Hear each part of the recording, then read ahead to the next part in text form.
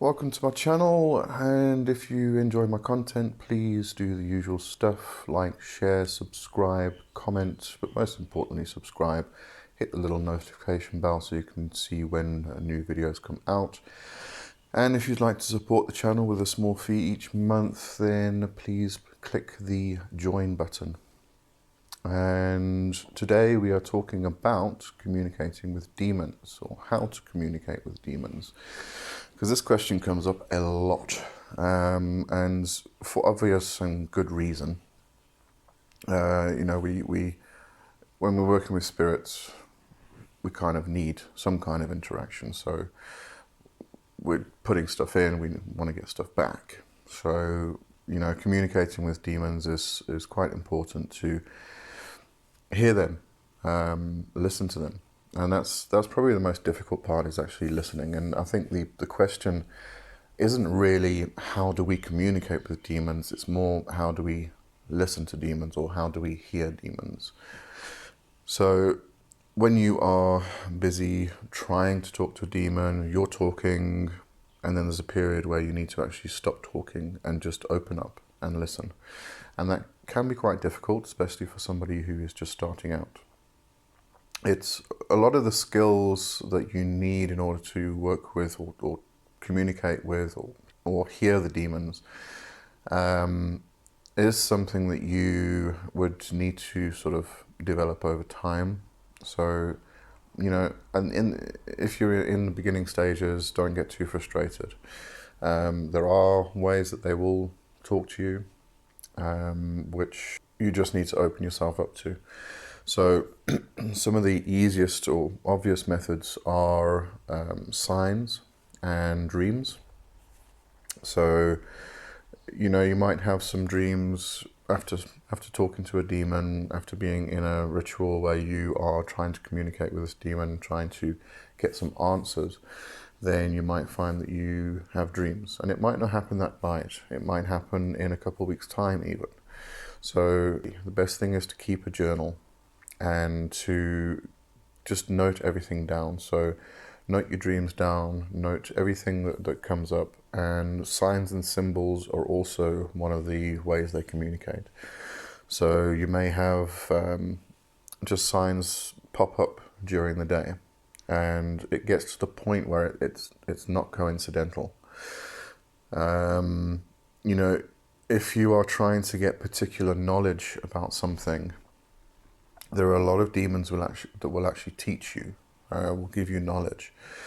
And when we read the old grimoires and the descriptions in there, we often think that they teach you directly, that they are going to sit there opposite you, and you've got a book and a pen, and they've got, their instructions and blackboard and everything else. But it doesn't quite work that way. It's very similar to a demon who will bring you gold. It doesn't mean they're going to drop gold at your doorstep or the foot of your bed. They are simply going to align your energy so that you can go in a direction with your business or with your job or whatever you do in life, so that you can actually get to that point where you are bringing in the gold, so to speak. So with coming back to a demon who is going to teach you, bring you knowledge, you might find that particular books just come across your path. A particular book may just keep popping up. It may be in adverts while you're browsing the internet. All of a sudden in a group, somebody's talking about this book.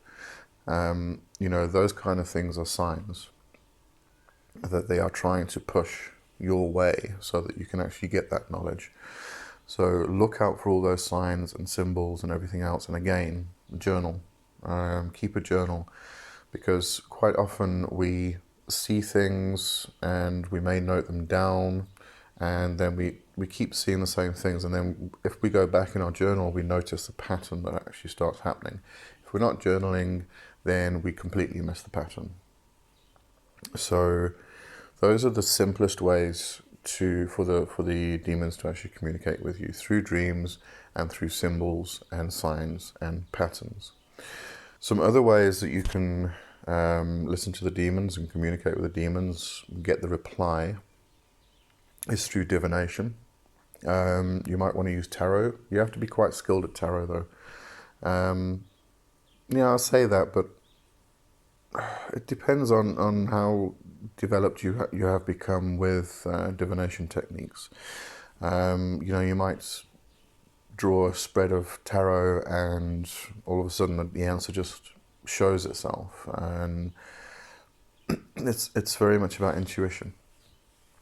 And in fact, communicating with the demons, hearing them, listening to them, is very much about intuition, and that is the absolute easiest way to communicate with them, is just listening.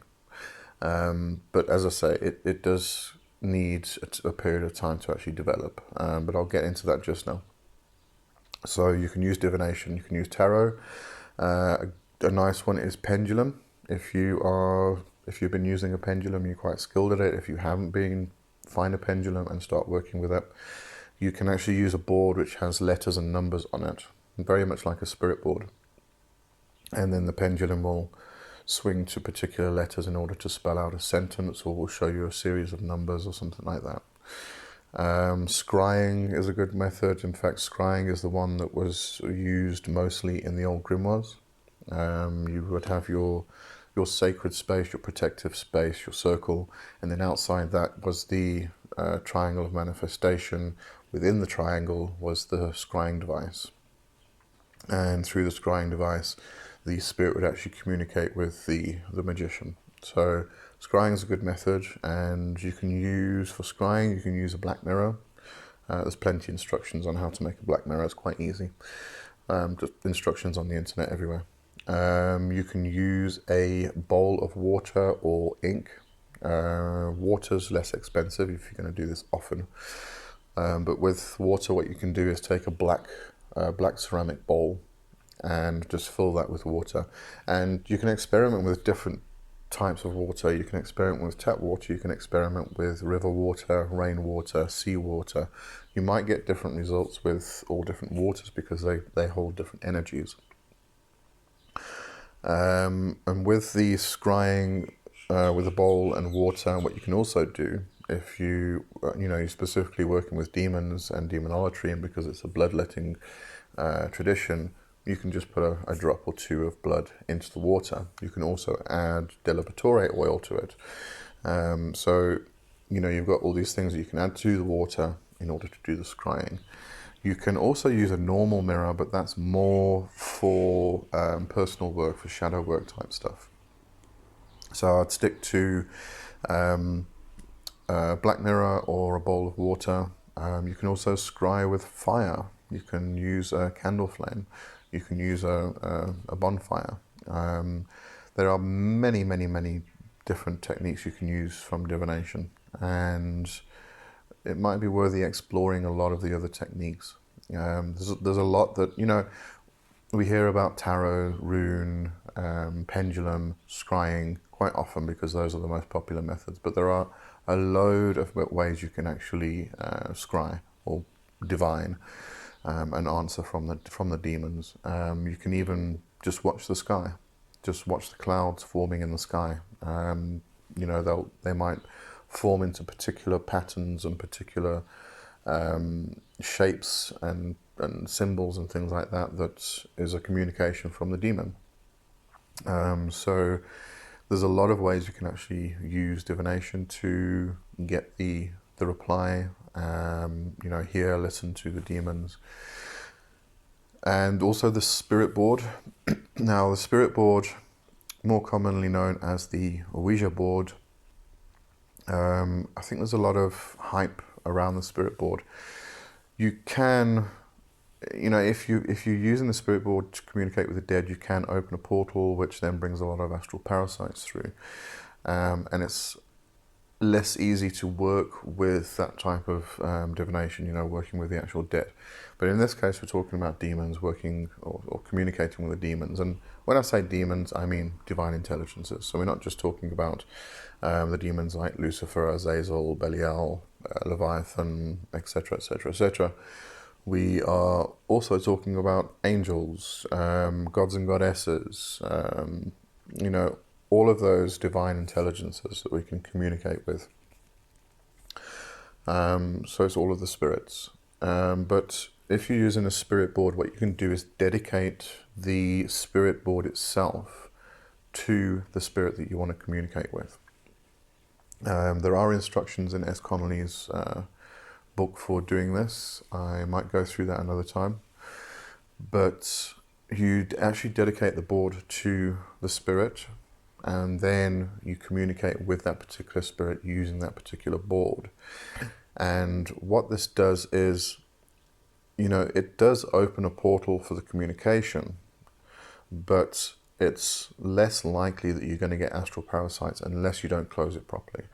So if you're going to start using a spirit board or any kind of divination actually where you are actually opening some kind of portal to the spirit realm in order to actually communicate, then, learn how to open and close that portal. Now, when we're working with demons, just trying to communicate with them, and we sit down and we chant the N, and then they come through and we communicate with them, okay? It's not opening a portal in the same, it's quite difficult to actually explain. They're coming through, but they're not coming through as potently as they would if you actually did a gate opening. And you actually step into their realm, or they, you open the gate and the energy actually comes into our realm. That's quite different. And when you're working with the spirit board and some other methods of divination, you are opening those portals. And as I say, if you need to, then just learn how to open and close the portal properly. If you don't close the portal properly, then you will get astral parasites come through because they see this opening afterwards and they start coming through. But during the process, if you're working with a particular demon, you'll probably find they will not come through.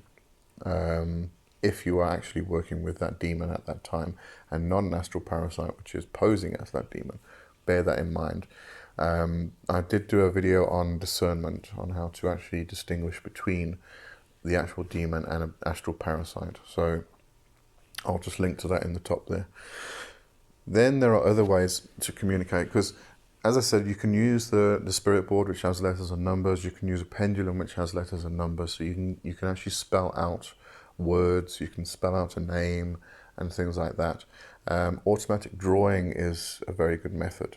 Again, something you need to actually practice at getting skilled with, because automatic drawing is one way you do need to open yourself up a lot and allow control to be taken of your body, mostly your hand that you're actually holding the pen or pencil in. But that's very similar to the spirit board. You need to actually allow the spirit to move your arms. So with automatic drawing, you're going to be allowing the spirit to actually move your hand with the pen or pencil. And what comes through is you could start creating symbols. It could be a personal sigil that the spirit is giving you in order to call it the next time. So automatic drawing is great for if you need to actually get a sigil or get some kind of particular symbol in order to communicate with a demon. Let's see. Dice, if you need a yes/no answer. If it's a yes/no answer, you can use most of these methods. You can use tarot, get a yes or a no. You can use pendulum just for yes or no. But what you can also do is use a die or dice, depending on how you want to do it. Just experiment with it, find out what works best for you. But if you take two objects and each object represents yes or no, you might be asking, which incense do you prefer? This one, frankincense or myrrh, right? Then what you do is you throw the dice, and whichever object it goes towards, that's the answer. So as I said, there's lots of different ways you can get that communication, get that reply from the demonic, from the spirits in general. And you need to experiment with a lot of them to find out which one actually works best for you. And also bear in mind that you might find that a particular method works well with one spirit, but another method works well with another spirit. So when you're creating these relationships with the demons, you are going to experiment with which method actually works best. Now, the easiest way to communicate with the demons, but as I say, it does take time to actually develop the skill. It's not actually developing the skill, but it is just simply sitting down, talking to the demon, and then listening for the reply, hearing the reply.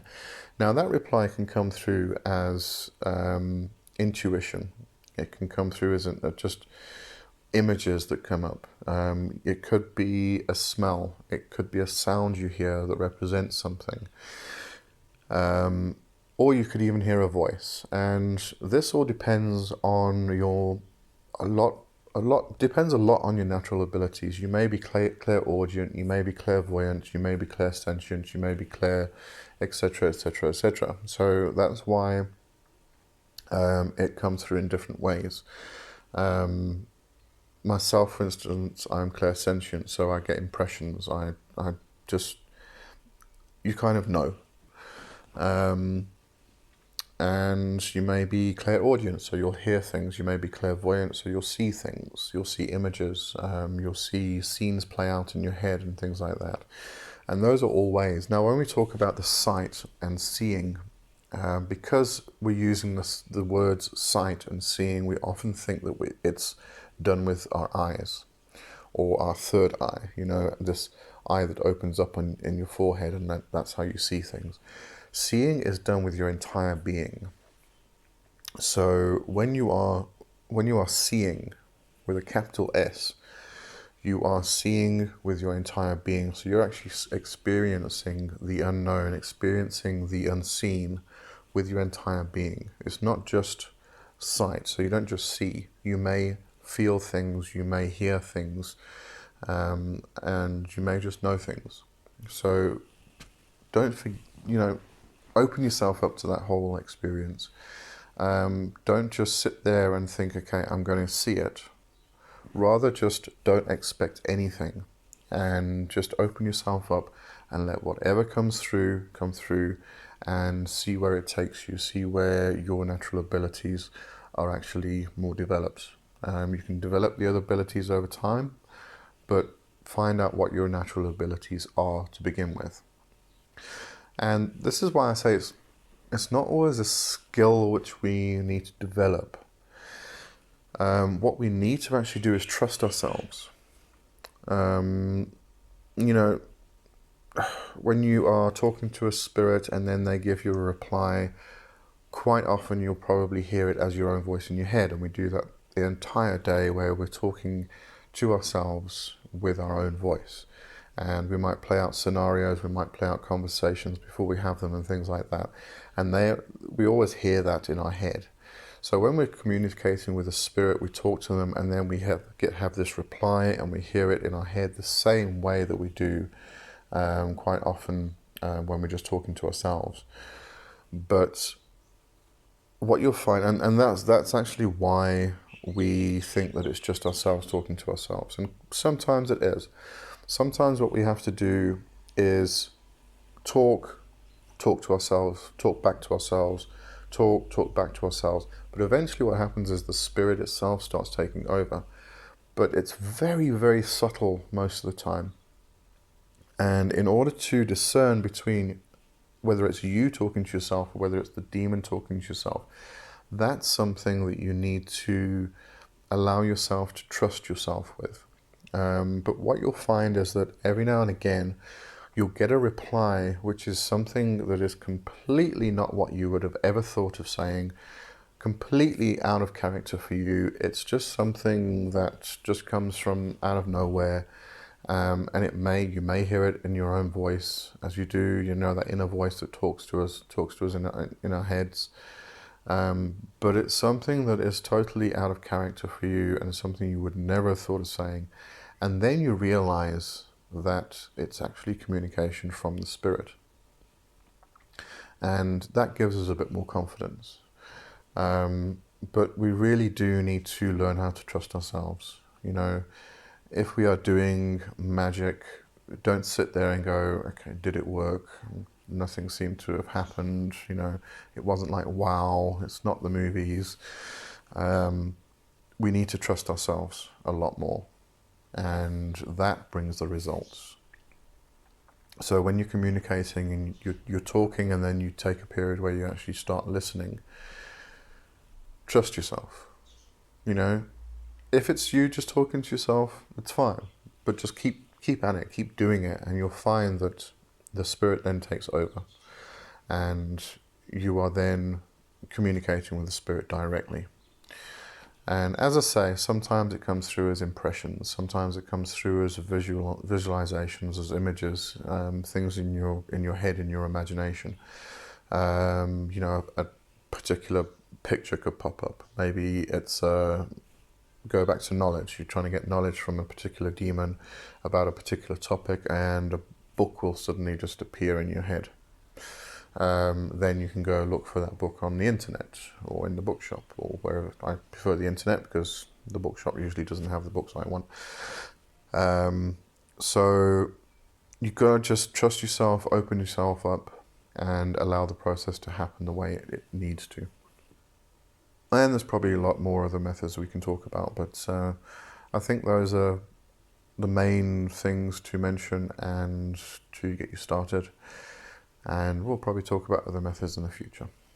And as I say, if you're enjoying my content, please hit the subscribe button and the notification bell. You can join to support the channel, and like, share, subscribe, comment, etc, etc, etc.